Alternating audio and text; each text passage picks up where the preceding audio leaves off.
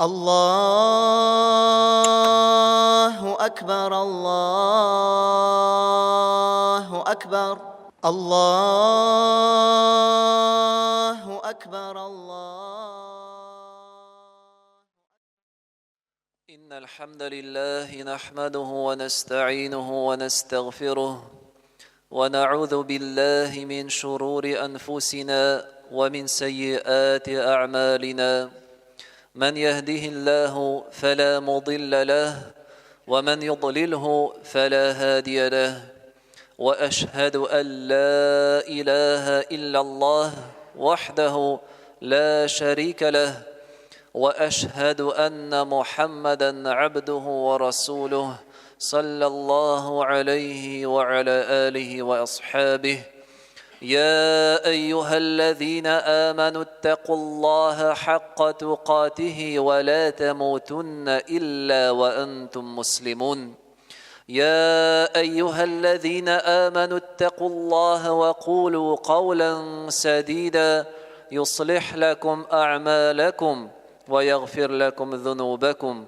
ومن يطع الله ورسوله فقد فاز فوزا عظيما أما بعد Hiçşiksiz barcha maqtov, hamd ham sana g'alamlarning Robbisi, xo'jasi ham idarachisi Allah Robbimizga g'ana tegishli. Shahodat kitaram Allohdan boshqa g'ibodatga loyiqli zot yo'q.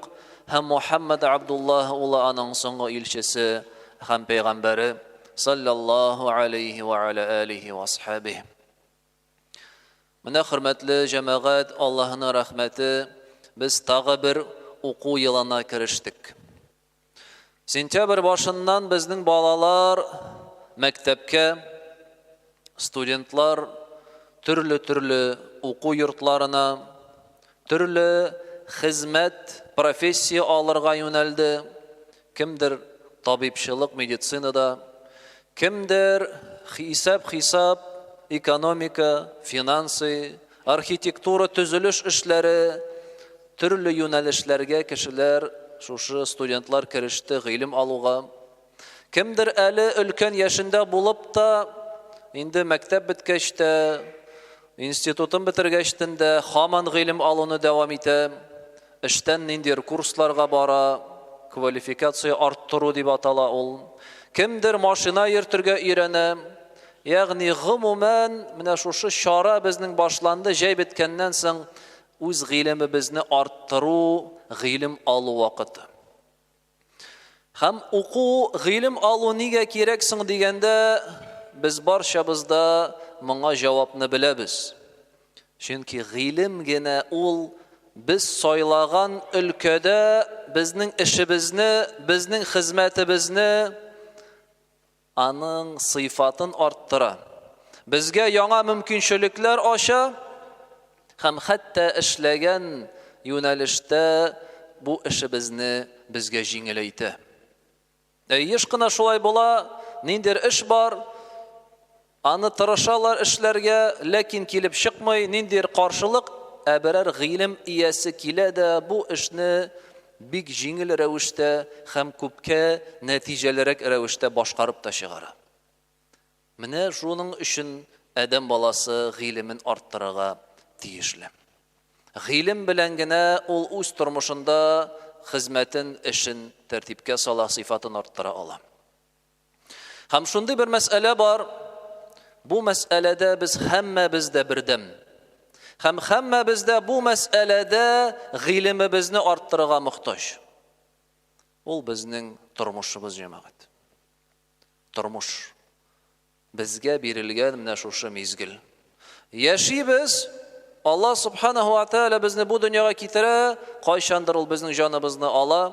Hamma shu mezgil turmushimizni nechik durust etib olib borarga, nechik durust etib yasharga degan so'rovga biz javobga muhtojmiz. Mana kishi biz bunda turlibiz.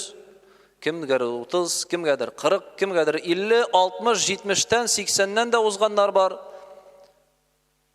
Amina bu yaşagan ömrünü dürüst etib alıp barabız mekansın biz? Bu bit bik ahamiyetli so'rov. Кеше яшәргә мөмкин 60 ел, һәм шушы яшәгән тормышы бер файдасыз үтергә мөмкин. Бу ни кызганыч. Ни сәбәпле? Шушы тормышны ничек дөрес итеп алып бару кагыйдәләрен белмәү сәбәпле. Һәм шуңа да бу сорауга җавапны, ягъни тормышыбыз ни өчен безгә бирелгән, һәм бу тормышны ничек дөрес итеп алып барырга дигән сорауга җавапны без каян ала алабыз? Кем безгә җавап бирә ала? Бары тик бу тормышны бирүче генә. Бу тормышны бар кылучы Аллаһ субханаһу ва тааля генә. Һәм шуңа да Аллаһ Тәгалә безгә моны искә төшереп Коръәндә сорау да бирә. Мүлк сүрәсенең 14-нче аятында «Әлә я'ламу ман халаqa ва хувал латифул хабир». Әллә юктан бар кылучы белмиме соң? Ә бит ул бүтән нәрсәне җентекләп белүче Ал-Латиф һәм хәбәр иясе Ал-Хабир. Һәрбер нәрсә турында гыйлем бар Аллаһ Тәгаләдә. Һәм ул белмиме сезнең тормыш тәртибен һәм тормышыгызны ничек алып барырга кирәклеген, тиешлеген белмиме ди Аллаһ Тәгалә. Һич шиксез белә. Һәм шуңа да Аллаһ субханаһу ва тааля безгә иңдерде дә үзенең хак китабын, Коръән китабын. Шушы Коръән китабы турында Аллаһ субханаһу ва тааля әйтә: "Ва наззална алейкал китаба тибьяnan ликулли шей ва худан ва рахматан ва бушра лил муслимин." Һәм ул сиңа, ягъни я Мухаммад, иңдерде китапны. Һәм бу китап нигә иңдерелде, нигә җибәрелде, нигә бирелде? Һәрбер кешене борчыган сорауларга җавапны аңлату өчен. Һәм шулай ук туры юлны, хак юлны, дөрес юлны күрсәтер өчен Аллаһ Тәгаләдән рәхмәт буларак, мәрхәмәтлелек буларак һәм мөселманнарга, ягъни бу китапны алып, шуның буенча яшәүчеләргә сөенеш итеп җибәрелде бу китап ди Аллаһ Тәгалә. Һәм шулай ук Бакара сүрәсендә Аллаһ субханаһу ва тааля Коръән китабы турында әйтә: "Шәһру Рамадан аллази унзила фиһи ал-Коръән худан лин-нас." Рамазан айында иңдерелде Коръән китабы кешеләргә туры юлны күрсәтер өчен. Ягъни тормышны ничек итеп алып барырсыннар өчен шушы китап буенча алып барсалар, бәхеткә ирешәчәкләрен аңлатыр өчен. Һәм шушы китапта, Коръән китабында, ул һәрберебездә бар, өебездә бар, тора, ләкин укыйбызмы, төшенәбезме, мәгънәләрен өйрәнәбезме, бу бик зур сорау. Һәм шушы китапта Аллаһ субханаһу ва тааля безгә нәрсәдер тыйды, харам итте. Нәрсәдер рөхсәт итте, халал кылды. Нәрсәдер әмер итте, буйырды, эшләргә кушты безгә. Эшләмәсәгез гөнаһлы булырсыз дип әйтелде. Ләкин булар барсы да менә бу кагыйдәләр, Коръәннең кануннары безгә авырайтыр өчен түгел тормышны. Безне газаплар өчен түгел, киресенчә Аллаһ субханаһу ва тааля әйтә: "Юридуллаһу бикумул юсра ва ла юриду бикумул усра." Аллаһ сезгә җиңеллек тили. Ул сезгә авырайтырга теләми. Шулай ук Таһа сүрәсендә әйтә: "Ма анзална алейкал Коръәна литашқа." Без сиңа Коръәнне син кайгыга төшсен өчен, авырлык өчен җибәрмәдек ди Аллаһ Тәгалә. Коръән китабы иңдерелде кешеләрне кайгыга төшерер өчен түгел, андагы булган кагыйдәләр белән, ниндидер тыюлар белән юк, киресенчә бу тыюлар, бу кагыйдәләр кешенең тормышын тәртипкә салыр өчен генә һәм кешеләргә тормышны җиңеләйтер өчен генә. Һәм шул кеше бәхетле, шул кешенең тормышы уңышлы булыр, кем менә бу Коръән китабын ала, аны өйрәнә, шуның буенча гамәл кыла. Адам алейхиссалам безнең атабыз һәм аның хатыны Хавваны Аллаһ Тәгалә җәннәттән чыгарга шулай әйтте: "Куллаһ биту минха җами'a." Чыгыгыз моннан барыгыз да диде. "Фа имма я'тияннакум минни худа." Һәм сезгә минем тарафымнан һидаят, аңлатма, туры юлны күрсәтүче килсә, "Фаман таби'a худая фала хауфун алейхим ва ла хум яхзанун." Кем шуңа иярә икән? Ягъни менә бу китапка, менә бу аңлатмага, менә шушы Аллаһ Тәгаләнең кануннары буенча тормышын алып бара икән, "Фала хауфун алейхим ва ла хум яхзанун." Ул кешегә бер курку да булмас һәм ул кеше кайгыга төшмәс дип әйтә Аллаһ Субханаһу ва Тааля. Коръән китабы безнең каршыбызда, җәмәгать. Коръән китабы безнең йортыбызда. Коръән китабы булмаса, бөтен җирдә сатуда да бар. Бүгенге көндә телефонга да аны кертеп була, компьютердан да укып була. Ләкин укыйбыз микән без аның һәм шуның буенча гамәл кылабыз микән? Бу бик әһәмиятле сорау. Ә бит ул китап безнең һәрберебезгә дип җибәрелде. Ул китап безнең һәрберебезгә кирәк тормышыбызны дөрес итеп алып барыр өчен. Һәм бүгенге көндә кешенең тормышында булган авырлыклар, проблемалар шушы китаптан ярагаю сәбәпле. Бүгенге көндә генә түгел, гомумән һәр вакыт шулай булды. Чөнки бары тик Коръән китабы буенча яшәп кенә кеше бәхетле була ала. Ә кем Коръәннән ярагая һәм Аллаһ Тәгаләнең сүзеннән башка ниндидер икенче юл эзли икән, ул кайгы һәм адашуда гына булачак. Аллаһ Субханаһу ва Тааля әйтә: "Ва ма кана ли муъминин ва ла муъминатин иза қадаллаһу ва расулуһу амран ан якуна лахумул хияра." Мөмин ир кешегә һәм мөминә хатын кызга ди, әгәр дә Аллаһ Тәгалә һәм аның илчесе берәр карар чыгарды икән, бу ир һәм хатын кызларда сайлау ихтияры юк дип әйтә.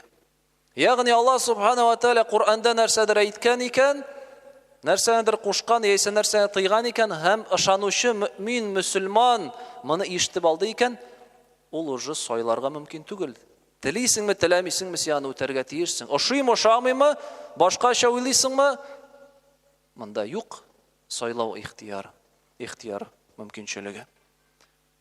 Әгәр дә ди Аллаһ Тәгалә: "Ва ман я'силлаһа ва расулаһу фақад далла далалан мубина." Әгәр дә кемдер Аллаһ Тәгаләнән һәм аның илчесеннән шитләшә, каршы чыга икән бу карарга, Коръәннең хөкеменә, Пәйгамбәребезнең саллаллаһу алейхи ва саллям хөкемнәренә каршы чыга икән, Аллаһ Тәгалә нәрсә ди? "Фақад далла далалан баида." Бу кеше ашыктан-ашык адашуда дип әйтә.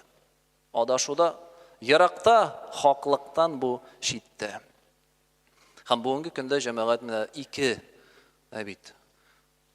каршылык бар. Беренчесе ул бөтенләй Коръән китабын белмәү, өйрәнмәү, укымау. Хәтта дөрес итеп гарәпчә укый да белмәү. Инде аның тәфсирен өйрәнү, аның мәгънәләренә төшенү турында сүз дә бармый. Һәм икенчесе гыйлем булса да, белү булса да, аның буенча гамәл кылу. Менә без казыят инде хәзер 3нче ел эшләп киләм. Һәм казыяткә ниндидер диннән ярак булган кешеләр килми, җәмәгать. Киләләр безнең озак еллар буе диндә булган кардәшләребез. Мөслимәләр, яулыклы кардәшләребез ничә еллар буе намазда булган. Әмма ләкин киләләр ниндидер тормыш каршылыгы, проблемасы белән ни сәбәпле? Белгән гыйлемне кулланмаулары сәбәпле. Яисә өйрәнмәү сәбәпле ничек дөрес гамәл кылу кирәклеге турында. Бөтен кайгы шуннан. Аллаһ Тәгаләнең китабыннан читләшү кешене кайгыга батыра. Ә кем Аллаһ Тәгаләнең китабына ябыша һәм якыная, аның күңеле тыныч була һәм тормышы тәртипкә салына. Шул исәптән җәмәгать менә уку елы турында башлаган идек. Мәчетләребездә район күләм һәм шулай ук безнең Ихлас үзәгендә дә өлкәннәр өчен, балалар өчен, яшүсмерләр өчен безнең дәресләребез башлана октябрь аеннан иншалла. Балаларныкы инде якынрак та башлана. Бөтен мөмкинчелек бар. Кич укырга була, көндез укырга була. Иратлар өчен аерым, хатын-кызлар өчен аерым. Рус телендә төркемнәр бар, татар телендә төркемнәр бар. Ягъни акланырга бер нинди мөмкинчелек юк. Хәтта кем кич килә алмый, ул икенче көнне иртән килергә мөмкин, әгәр дә аның сменасы туры килде икән. Шундый мөмкинчелек тә бар. Бөтен шартлар тудырылган җәмәгать Аллаһ Тәгаләнең китабын киреп өйрәнергә, аны аңларга һәм тормышта куллану өстендә эшләргә. Шуңа күрә дә һәрберегезне чакырам, җәмәгать язылырга. Безнең вакытта куелды исемлек, телефон номеры куелган. Шалтыратып язылырга була, барып үзегезгә язылырга була. Гыйлем динебезне өйрәник, Аллаһ Тәгаләнең Коръән китабын өйрәник җәмәгать. Чөнки бу безгә бары тик xayrlilikine kitirecek. أقول قولي هذا واستغفر الله العظيم الجليل لي ولكم ولسائر المسلمين فاستغفروه إنه الغفور الرحيم. الله أكبر الله أكبر الله أكبر الله